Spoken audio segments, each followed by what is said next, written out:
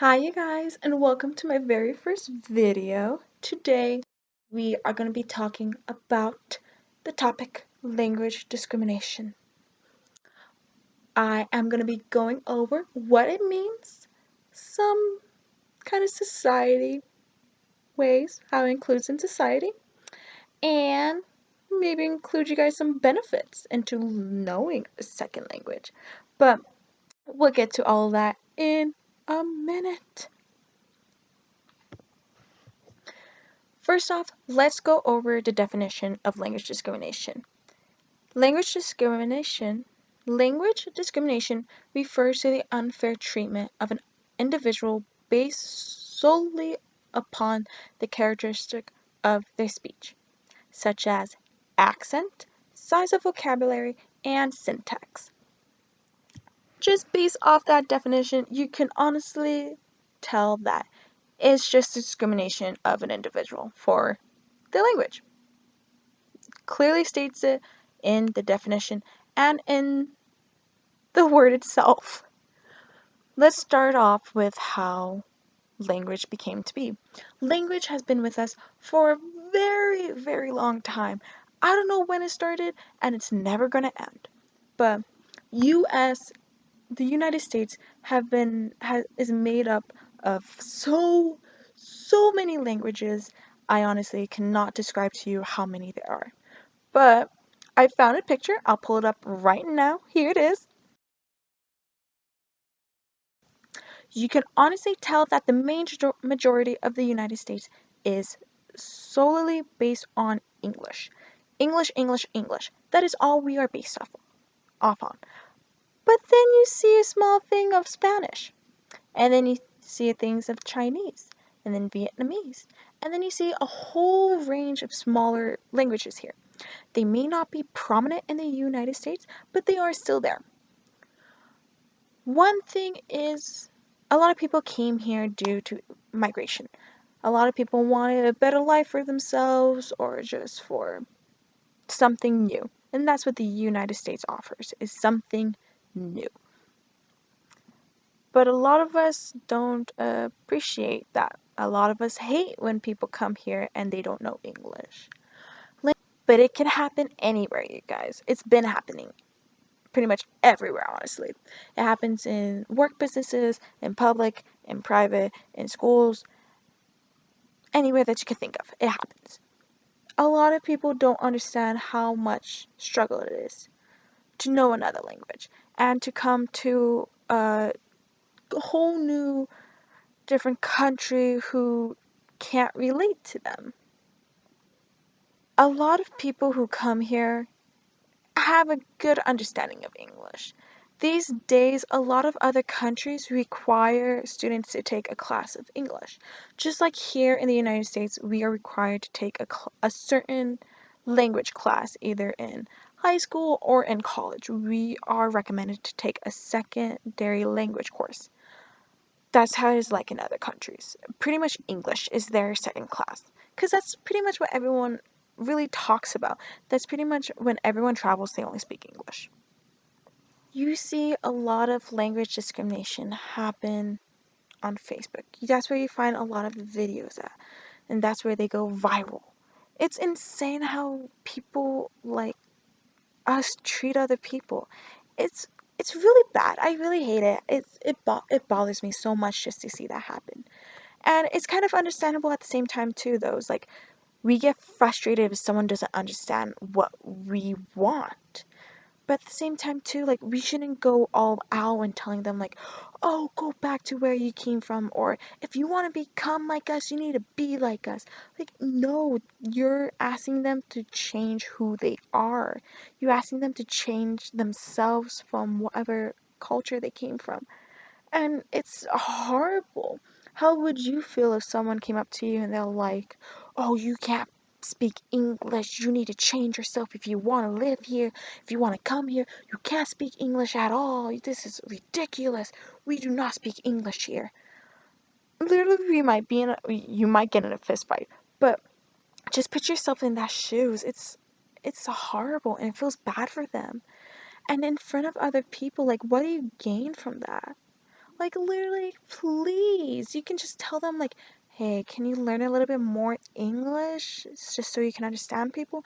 Not go full out so the audience can hear you. Like, no, you're self-seeking. You want attention. That's all you want. A lot of people who travel here have to take a test, have to take the US citizens test, and then that's for them to become legal citizens. It takes a long time that I've heard. I think the longest time I've heard is probably 6 years. And it's due to because all the studying. They had to study so much. They had to study, well, there's two different categories to the test. There's a history side and then there's the language side. The history side is pretty much just based off US history. You have to study like how US became to be, and the people are the presidents and everything like that. That's understandable. But the language portion is English. By my understandings, there's a lot of people who come into the US who have a good understanding of English. Not a great one, but a good, just enough to get them through enough time so they can study more. That makes sense. That's honestly better than coming not knowing at all, which we get like once in a while, but pretty much they have a good understanding of English. And they're still required to learn English continuing on in the US or whatever suits the people. But a lot of us don't understand that. A lot of us want them to come in here knowing and speaking English fluently. Learning another language is not that easy, as I can tell. I'm not a fast learner learning another language. I promise you that. It takes me forever to even learn just a single sentence. It's literally difficult. So you're asking someone to learn another language in a short amount of time, which is impossible. I mean, if they put so much dedication and so much hours into it, maybe it could happen, but that's not the case. A lot of them work and a lot of them try to provide for their family. So they don't have so much time like some people do. Basically, you just need to give them time. It takes a while to learn English. Like, it took us a while to even write. Like, literally, I still remember in, like, I think first grade, I struggled with writing my letters. It took me forever to write perfectly. Even to this day, I struggle. My all my homework is chicken scratch. It's horrible. And that's how it is to them. Just be patient with them. There are multiple, I mean multiple benefits for learning another language. And learning another language can go for either way, for us and for those coming here to the US. It's just I would say it's an overall like a great thing to know is another language. But benefits wise, there are multiple. I think the two most common one I have seen is for vacation and for business.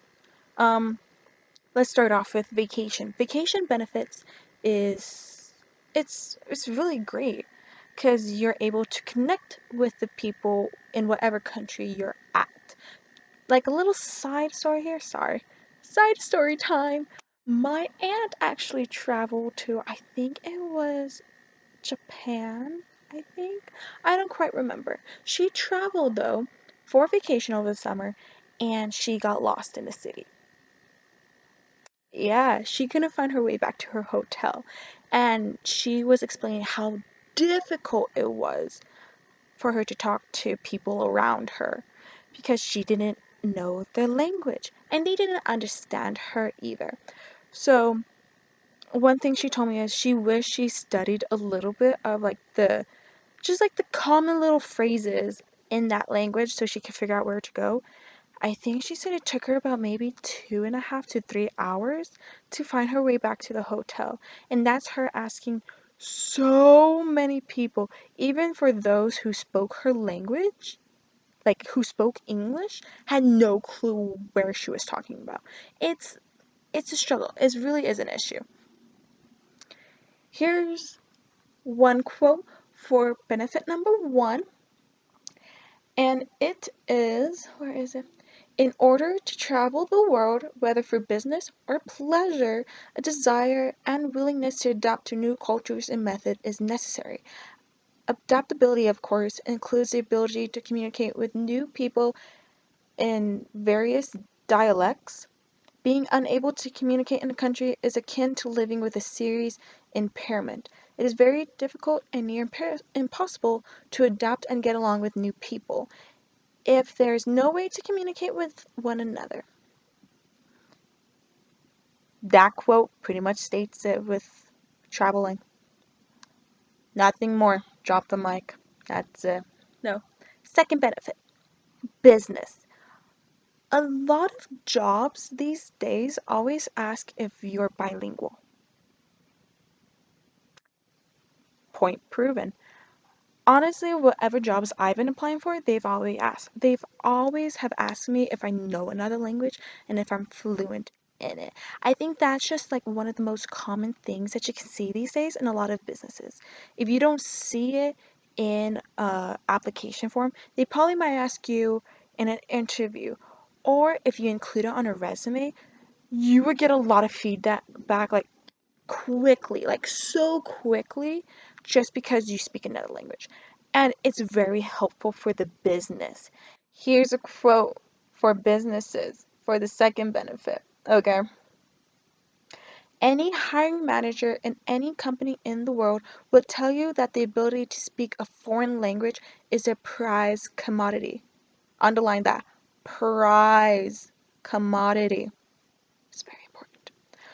Learning to communicate fluently in multiple languages provide additional job security and advancement opportunities in uncertain economic times.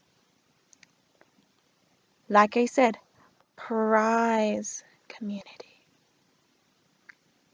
Commodity? Commodity.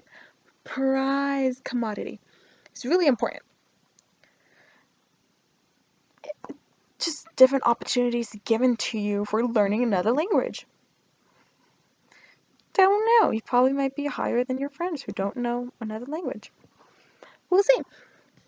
It's very helpful for especially like shopping malls or like small little stores or even hotels because you have people traveling from these other countries who don't understand English. And it looks really good for them if they have someone who understands them and they can get through it. That's kind of how like it is in other countries. They like them to know English. For us, because when we travel there, it's easy for us to find someone who knows, like, who understands us. And that's how it's like here in the US. And it also looks good for businesses as well. If you're selling a product, if you're promoting something to like a different country, if they have someone there who can speak in their languages, it's a big plus for them because they paid attention to us. They knew an easy way to communicate with us. That's a big plus for them. We should think about like working with them to promote their item or something. But it comes down to there what I'm trying to say is there's so many benefits to it and there's so many great opportunities that could open doors up for you, especially for students. Knowing another language can open up studying abroad opportunities, internship opportunities, and overall maybe a big like business or work. But it all depends on you pretty much. I understand like we all have busy lives. We all have like things we need to do. We have work, we have school, we have a family to raise, we have a house payment to get to. We're just busy and we don't have time for it. But we can always dedicate it maybe 15 minutes. This is me, okay? This is totally me. I go to bed, but I like waste like I don't know 30 to an hour on my phone watching YouTube. I could honestly have dedicated that time to learning a second language. I literally could have, but I decided not to because I was on YouTube instead. But if you just dedicate yourself like maybe just like 15 minutes just learning a couple phrases, it makes a big difference for you. And it doesn't have to be every day. It's just whenever you get the chance. It'd be more efficient if you did it 15 minutes every day because you're surrounded by it more. But if you don't have that time, that's okay. But it's all depending on you. It's I can't force you to learn another language. That would be me discriminating you. I can't force you to learn, I don't know, Japanese in a week. I can't do that. And I think that's what I'm trying to get to language discrimination. We can't just force someone to know English right off the bat when they come to the US. It takes time, it takes dedication. And by my understanding, I think those who come here to the US and doing jobs that most Americans hate, they are probably putting so much dedication into learning English. And I feel bad for them. Honestly, they are surrounded by new culture that they never been surrounded by. And they're still trying to get used to it. And I think we just have to be there to appreciate them and like give them support and not discriminate. But who am I to say it'll still happen? But we just need to not. Thank you guys so much again for watching my very first video. If you guys like this and want more topics, please give it a big thumbs up. Comment down below what topics you guys want me to talk about. Also, hit that subscribe button because that proves to me you guys want more content. And also, I'll make sure to include all of the resources and links I've had down in the description below. But like I said again, thanks you guys so much. Bye.